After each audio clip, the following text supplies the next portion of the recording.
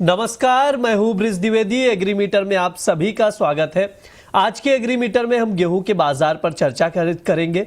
गेहूं पर विस्तार से बातचीत करने के लिए हमारे साथ जुड़ रहे एग्रोकॉप इंटरनेशनल के head of research Indrajit Paul ji. Sir नमस्कार, स्वागत है आपका द बोनस में। नमस्कार प्रीत जी, बहुत बहुत धन्यवाद इस शो में निमंत्रण करने के लिए।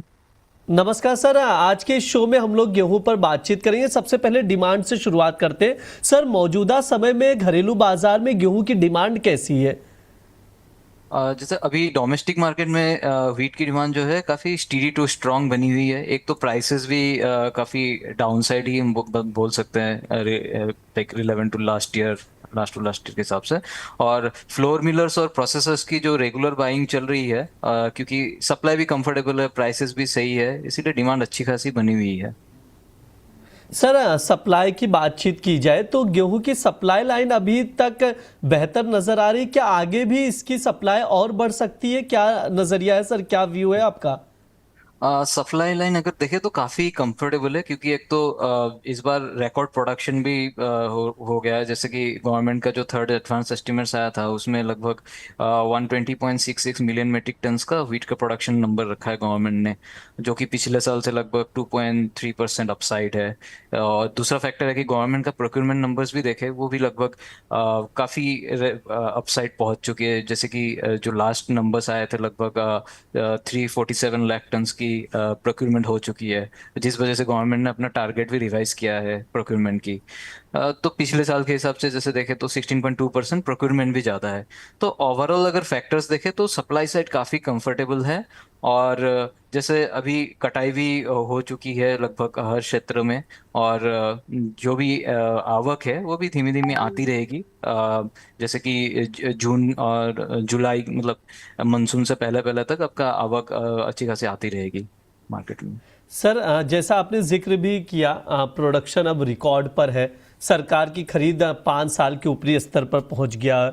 गोदामों में देखा जाए तो स्टॉक भरा हुआ है। ऐसे में सप्लाई लाइन भी पूरी तरह से भरी हुई है। क्या कीमतों में तेजी को लेकर एकमात्र उम्मीद एक्सपोर्ट से लगा सकते हैं क्या? हाँ, फिलहाल अगर देखें तो मेजर अपसाइड की जो उम्मीद है वो एक्सपोर्ट से ही हो सकता है।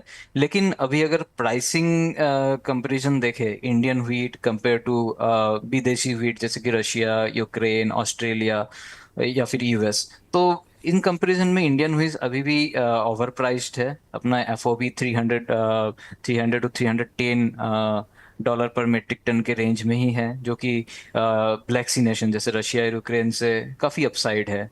तो इसी बीच मतलब एक्सपोर्ट का सहारा भी मिलना थोड़ा मुश्किल है। हालांकि एक्सपोर्ट्स जो भी है थोड़ा बहुत अपना नेबरिंग कंट्रीज में हो जाएगी, और उतना ही सपोर्ट मिलेगा। और बाकी जैसे गवर्नमेंट के पास भी स्टॉक्स काफ़ी ज़्यादा है। इवन इस बार प्रोक्योरमेंट भी अच्छा है जैसे मैंने बताया। तो जैसे कि और इवन एक्सपोर्ट्स के भी देखे, एक तो प्राइसेस कंपेरिटिव नहीं है, दूसरा है कि ये रेस्ट्रिक्टेड बेसिस में खुला गया है। तो हमें यही चीज देखना पड़ेगा कि इंडियन प्राइसेस आगे चल के कंपेरेटिव हो। इधर जो फॉरेन के प्राइसेस है वो थोड़ा और नीचे आ जाए, जिस वजह से इंडियन प्राइसेस थोड़ा कंपेरेटिव हो जाए, या फिर इंडियन प्राइसेस और नीचे आए। बट इंडियन प्राइसेस और नीचे आना थोड़ा सा मुश्किल ही लग रहा है। तो इसी बीच जो प्राइसेस है मुझे एक रेंज बाउंड सा ही दिख रहा है ऐसे सिचुएशन में। सर, एक बार प्राइस का शॉर्ट लुक भी दे देंगे कि शॉर्ट आउटलुक क्या नजर आ रहा है, शॉर्ट टर्म में क्या व्यू है प्राइसेस को लेकर गेहूं के?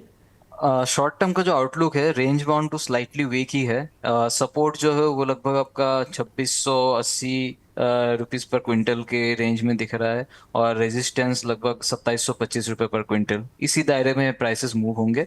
जब तक 2725 का जो लेवल है ये स्ट्रॉन्ग ब्रेकआउट नहीं मिलता है इस प्राइसेस के ऊपर, तब तक ये प्राइसेस एक दायरे में ही ट्रेड करेंगे। सर, ये हो गई गेहूं की बातचीत। अब एक दूसरी खबर की ओर भी रुक कर लेते हैं। काफी इंपॉर्टेंट खबर है। सरकार ने कॉटन के इंपोर्ट पर लगने वाली ड्यूटी को हटा दिया है। सर, सरकार को इंपोर्ट ड्यूटी हटाने की जरूरत क्यों पड़ी? ये डिसीजन मेनली टेक्सटाइल इंडस्ट्री को रॉ मटेरियल रिलीफ देने के लिए लिया गया है।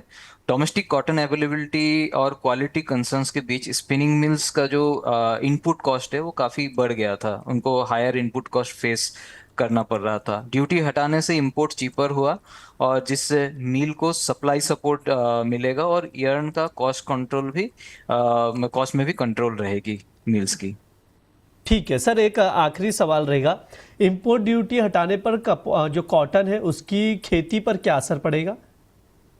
शॉर्ट टर्म में इसका सेंटिमेंट फार्मर्स के लिए माइल्डली नेगेटिव हो सकता है, क्योंकि इंपोर्टेड कॉटन से डोमेस्टिक प्राइसेस पर थोड़ा सा प्रेशर तो आएगी।